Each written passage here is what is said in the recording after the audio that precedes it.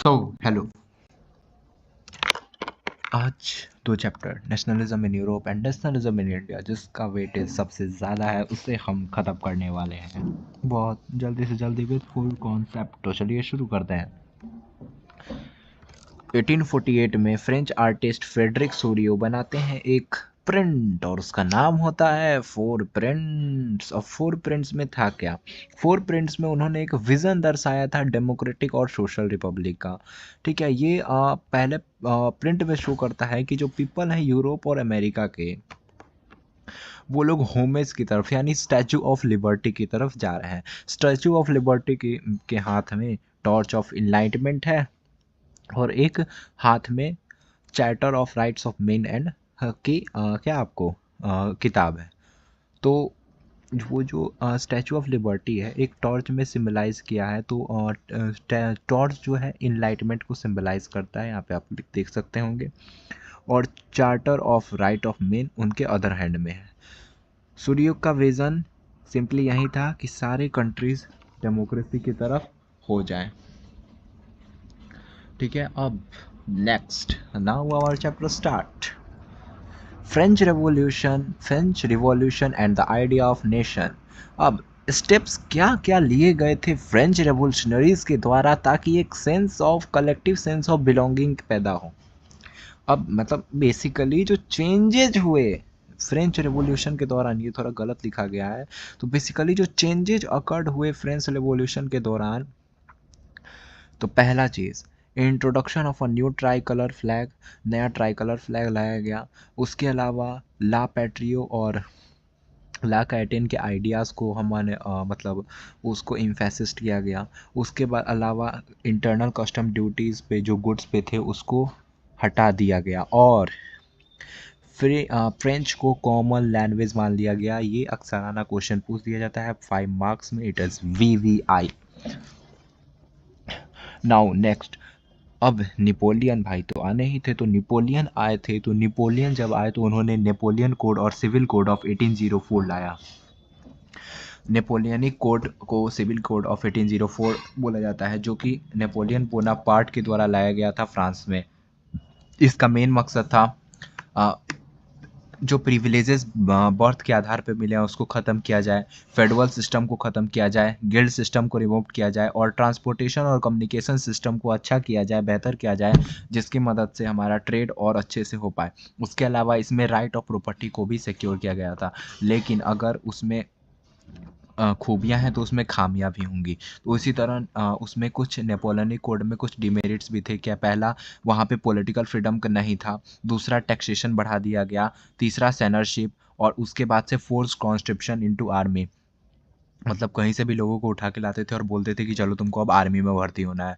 उसके बाद से सोसाइटी जो थी वो दो पार्ट्स में डिवाइडेड थी। पहला अरिस्टोक्रेसी एंड दूसरा पीजेंट्स। एरिस्टोक्रेसी वो लोग घर, प्रॉपर्टीज़, कंट्री साइड और टाउन हाउसेस दोनों में रखते थे। वो लोग फ्रेंच बोलते थे। उसके अलावा एक न्यूमेरिकली स्मॉलर ग्रुप में थे। वो लोग एक कॉमन वे ऑफ लाइफ के द्वारा यूनाइटेड थे। लेकिन पीजेंट्स जो थे, मेजोरिटी नंबर थे, पुअर पीपल थे, उनके पास ज़्यादा लैंड नहीं था। बेसिकली यही इन दोनों के बीच का डिफरेंस है। ये इसको भी याद कर लीजिएगा। अब इनके अलावा एक मिडिल क्लास थी।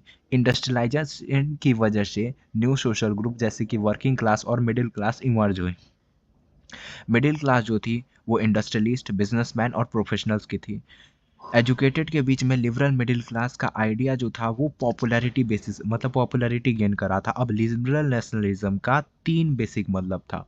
पहला पॉलिटिकली, दूसरा सोशली, तीसरा इकोनॉमिकली। पॉलिटिकली इसका मतलब ये था कि एरिस्टोक्रेसी का एंड हो, सभी को फ्रीडम मिले, इक्वालिटी बिफोर लॉ हो और सारे प्रिविलेजेस को ख़त्म कर दिया जाए। सोशली इसका मतलब था राइट टू वोट मिले और इक्वल पॉलिटिकल राइट्स मिले हर किसी को। इकोनॉमिकली फ्रीडम ऑफ मार्केट्स और एबोलिशन ऑफ टैक्सेस हो।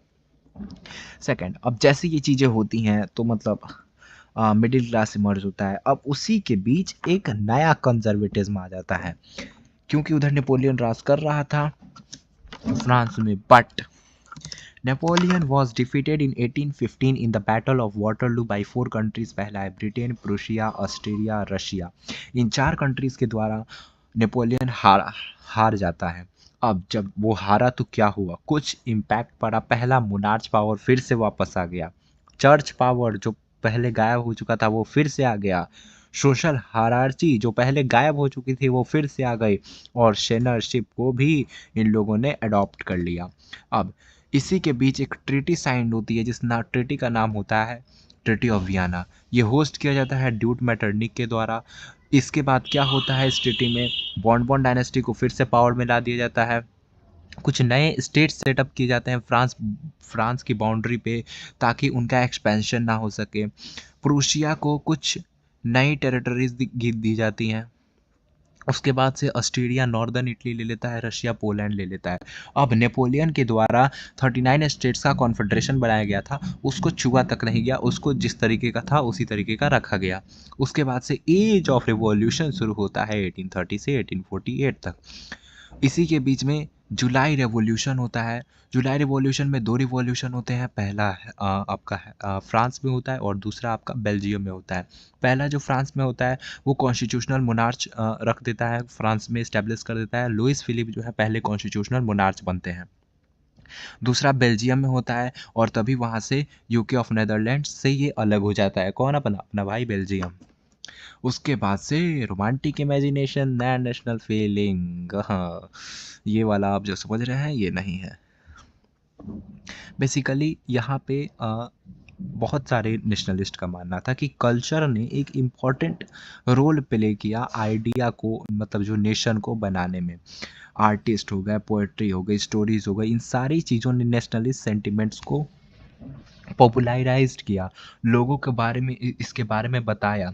रोमांटिक जो आर्टिस्ट थे उन्होंने इसका रीज़न दिया कि क्यों हमें नेशनल के लिए फीलिंग जागनी चाहिए, क्यों हमें एक आज़ाद देश बनना चाहिए। वहीं उसके अलावा साइंस ने इमोशन और इंट्यूशन और मैजिकल फीलिंग्स के तहत इसको प्रमोशन दिया।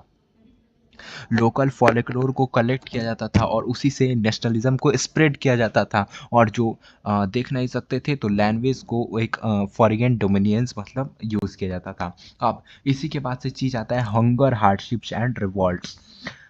अचानक से क्या होता है, यूरोप में पॉपुलेशन बहुत तेज़ी से बढ़ने लगता है। अब जब पॉपुलेशन बढ़ता है तो जॉब डिक्रीज होने लगती है, तो जॉब अपॉर्चुनिटीज डिक्रीज हो गई। सिटी जो थी वो ओवर क्राउडेड हो गई। क्यों? क्योंकि पीपल जो थे अर्बन एरियाज में मूव करने लगे काम के लिए, तो सिटीज ओवर क्राउडेड हो गए। अब इसी बीच में उन लोगों के बीच में स्टिफ कंपटीशन हो गया था हैंडमेड गुड्स और चीपर मशीन मेड गुड्स। लोग चीपर मशीन मेड गुड्स लेना चाहते थे, ना कि handmade goods, because handmade goods महंगे आते थे।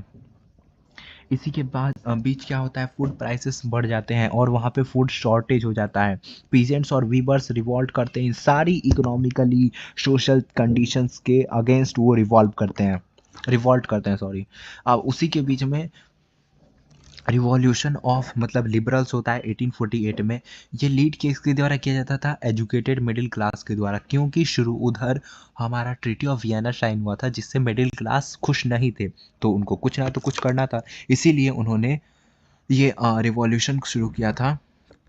और उनका डिमांड क्या क्या था? पहला, नेशन स्टेट जिसमें पार्लियामेंट्री प्रिंसिपल्स हो, कॉन्स्टिट्यूशन हो, फ्रीडम ऑफ प्रेस हो, फ्रीडम ऑफ एसोसिएशन हो। ये बेसिकली इनका रिवॉल्यूशन ऑफ लिबरल्स में डिमांड था।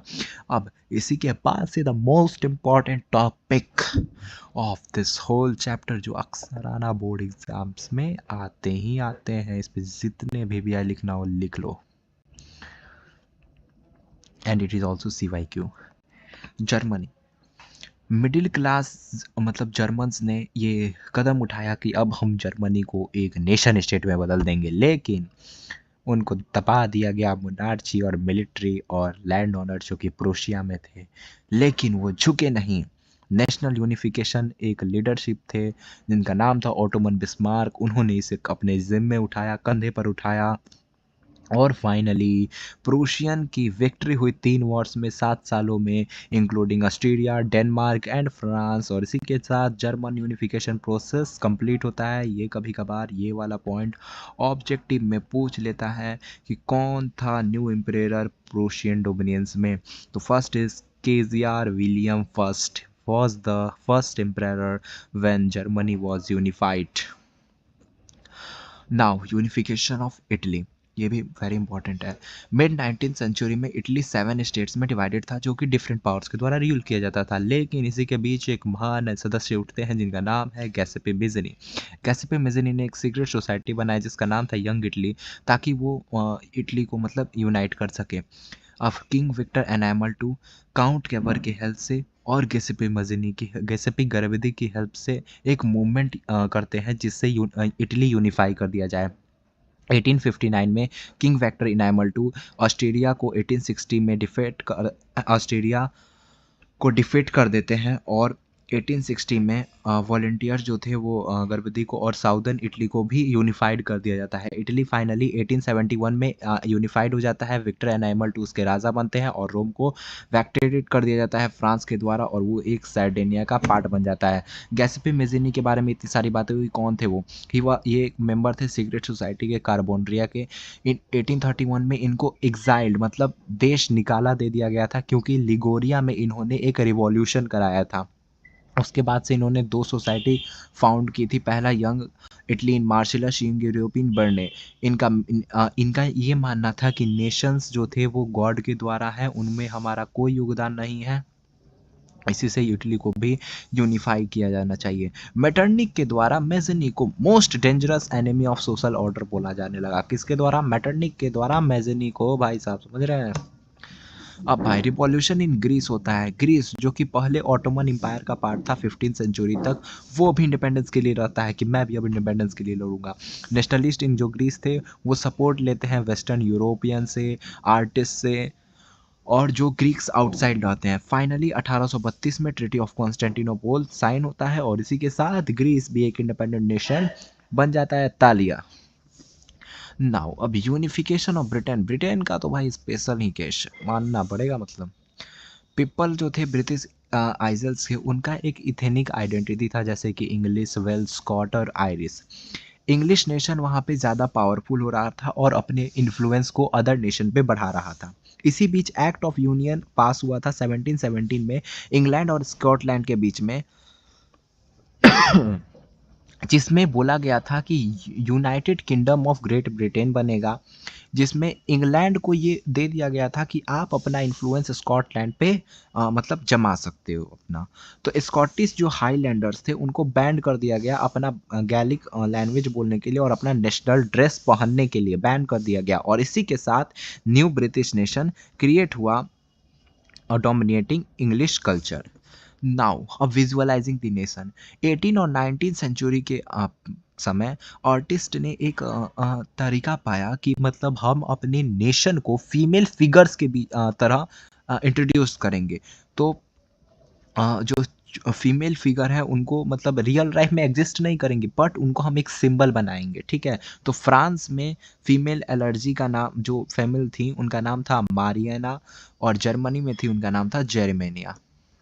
Up Balkans, the most important question I think in this book.